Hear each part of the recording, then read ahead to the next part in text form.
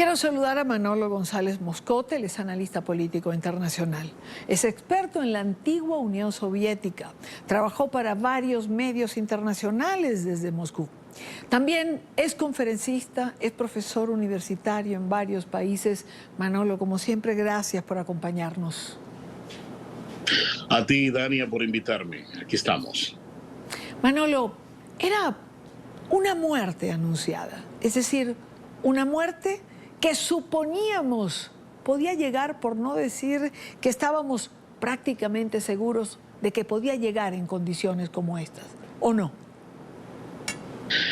Por supuesto, aquí yo creo que lo que pasó, Dania, fue el exceso de confianza de Alexei Navalny, porque muchos le dijeron, no regreses de Alemania, cuando aquella famosa toxina neurológica, el Novichok, utilizado en épocas soviéticas para eso, para eliminar a los adversarios, cuando lo afectó esa toxina, cuando fue sacado de ese trance en Alemania, se le dijo no regrese a Rusia, aunque lo solicitaban, pero obviamente él hizo más caso a sus seguidores que le decían no nos abandones, no nos dejes solo, porque queremos seguir luchando por una nueva Rusia y porque tú seas el presidente de Rusia. Por esta razón se confió más las voces altísimas que hablaron, obviamente para protegerlo, tratar de protegerlo, pero esto no fue suficiente.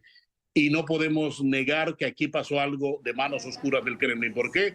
Porque si veíamos el video de ayer, que tú lo tienes allí, que lo estás corriendo, él estaba en perfectas condiciones. Y hoy nos encontramos que Navalny está muerto. Ahora, Manolo, la pregunta es ¿por qué ahora? Es decir, ¿por qué no hace 6 meses?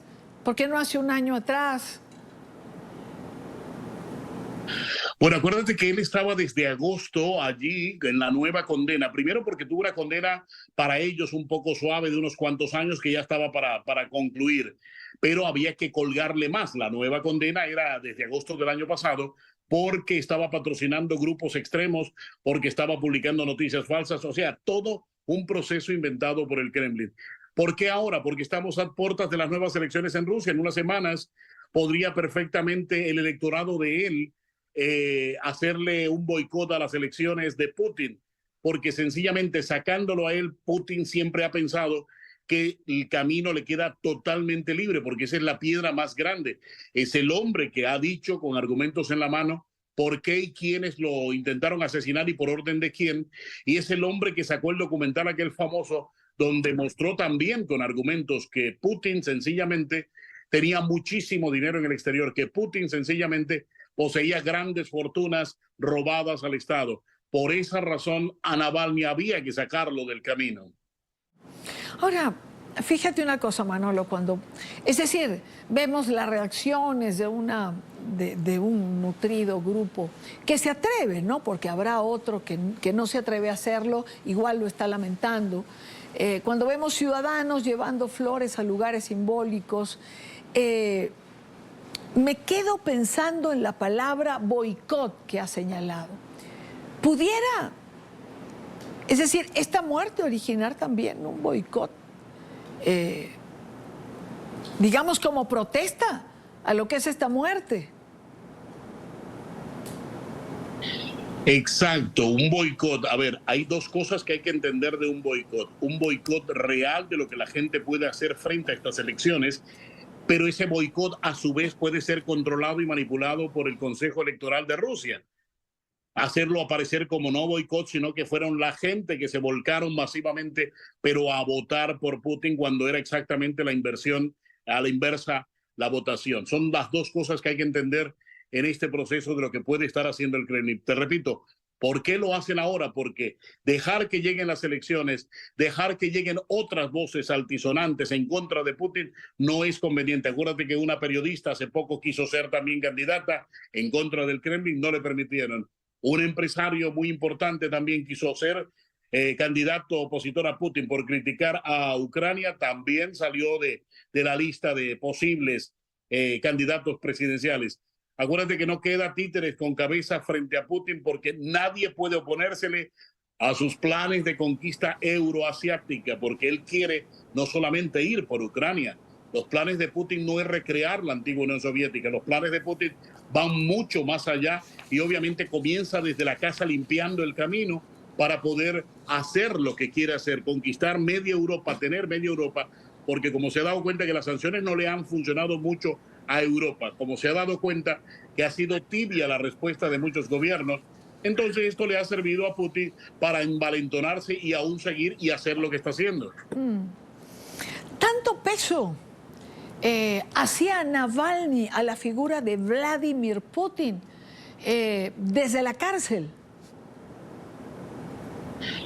Claro que sí, porque él tenía contacto con sus abogados, con su familia. Él estaba sacando videos, gente que no está a favor de Putin le estaba ayudando en la cárcel, cosa que de pronto los medios no conocen, mucha gente no conoce. Él estaba sacando información secreta de allí, por eso se conocen estos videos. Pero estos son cárceles de una extrema dureza, de una extrema rigurosidad, que allí absolutamente nada se puede mover sin permisos expresos. Ahora comenzará una investigación de cómo este video se filtró, cómo los anteriores videos se han estado filtrando de Navalny. Por eso era la importancia de callarlo, porque también teniendo tantas filtraciones te dicen a ti qué cantidad de gente no está con Putin, no está de acuerdo con el sistema y querían de alguna manera ayudar, ¿no?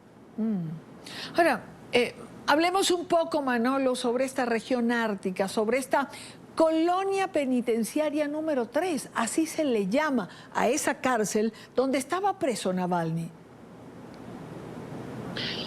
Bueno, mira, son construcciones sumamente rígidas. Las temperaturas, para que tenga un poquito de idea de las personas, yo que he estado en esa zona conozco perfectamente esto, son temperaturas de menos 35, menos 40 grados. Allí la refrigeración o la calefacción mejor de estos sitios no es precisamente idónea de las mejores. Allí los presos deben soportar temperaturas casi de menos 4, menos 5 en las celdas, abrigarse como puede, como lo que le da el Estado y algunas cosas que les permiten llevar los familiares. Es una cárcel con un régimen estricto y él estaba en solitario, que eso tú sabes enloquece a cualquier prisionero y sobre todo en esas condiciones climáticas Claro. adversas. Se les permiten a determinados presos unos cuantos minutos al día salir a caminar, se les permitía. Pero básicamente esas construcciones rígidas, esas construcciones que no permiten una calefacción de unos 24, 25 grados, que sería la temperatura ambiente de habitación, de cualquier temperatura en cualquier parte polar, no, allí simplemente temperaturas son de menos 4, menos 5, es la temperatura en la que deben dormir y vivir los presos. Al que mandan para allá, Idania, prácticamente lo están condenando a muerte. El que de allí envíen difícilmente regresa a tierra firme, como digo yo, vivo. Manolo, ¿sabremos algún día lo que pasó con Alexei Navalny?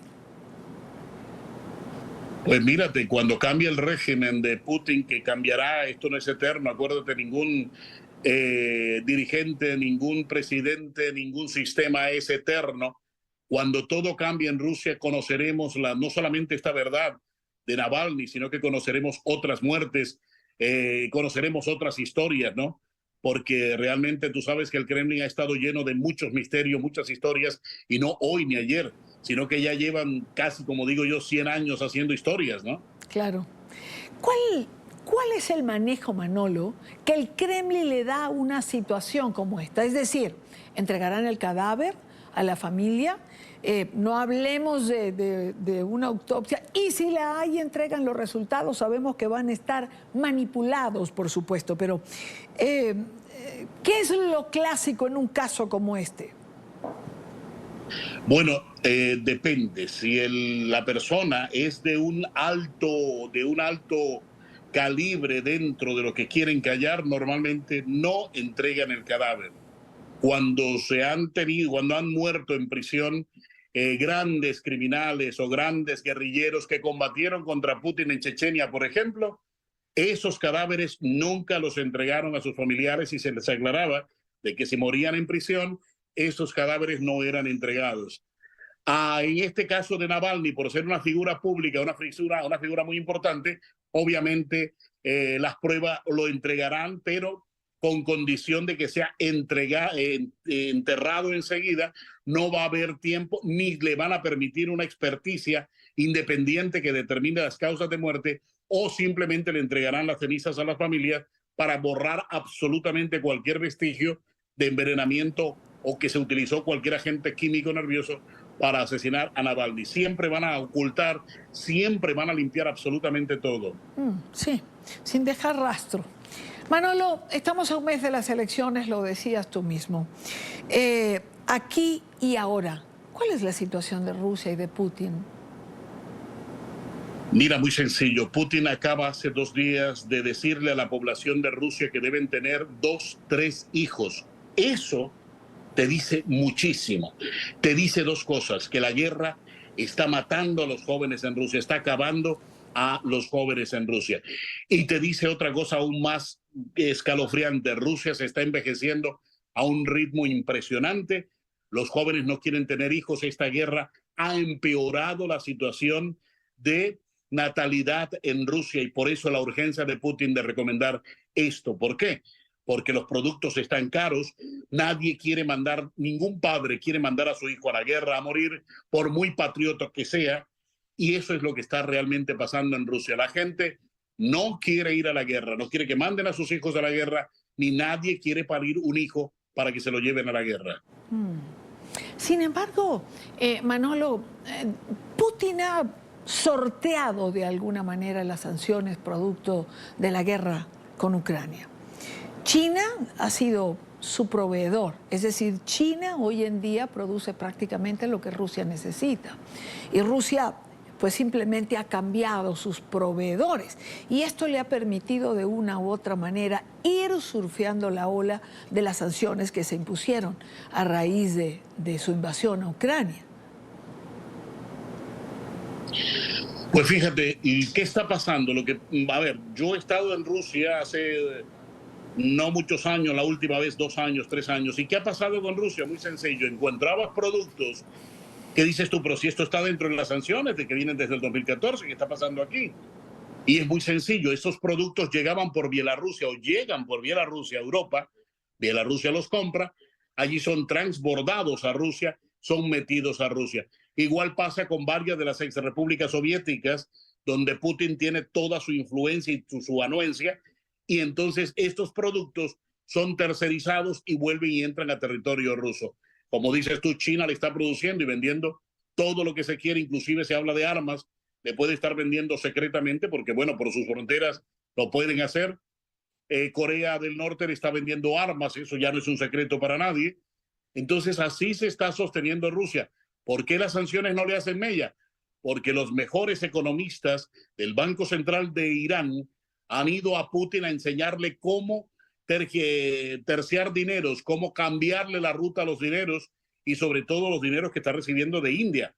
No olvides que India le está comprando petróleo por cantidades enormes, un país que con más de 1.400 millones de personas necesita mucho combustible de Rusia para su desarrollo, a pesar de que se le ha advertido al gobierno hindú de parte del Departamento de Estado de que había que cuidar esa relación con Rusia, ellos siguen comprando. O sea, le está entrando dinero a Putin a pesar de las sanciones, pero son dineros que están siendo cambiados de ruta gracias a los grandes evasores como es Irán.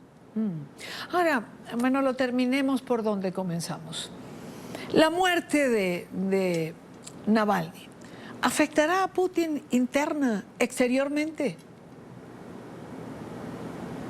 Mira, yo no creo que le afecte en el sentido, lo único que podrían ser más sanciones que vas a escuchar tú de parte de la Unión Europea y de Estados Unidos, pero que lo afecte internamente. Bueno, Putin no tiene esa popularidad que tenía hace 8 o 10 años, que tenía alrededor de un 80% de popularidad, de aceptación.